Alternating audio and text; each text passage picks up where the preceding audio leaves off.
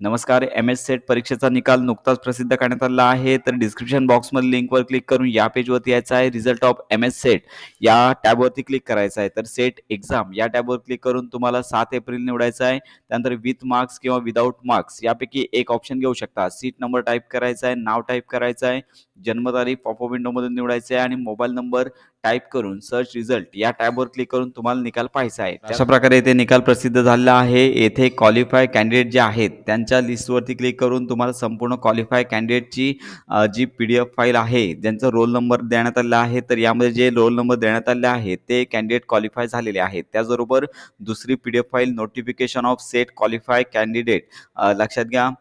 येथे देण्यात आलेली आहे ती नोटिफिकेशन पाहून घ्यायची आहे. तर या नोटिफिकेशनमध्ये संपूर्ण माहिती देण्यात आली आहे. तर या सेट परीक्षेकरता एकूण कॅन्डिडेट 1,09,250 इतके प्रविष्ट झाले होते.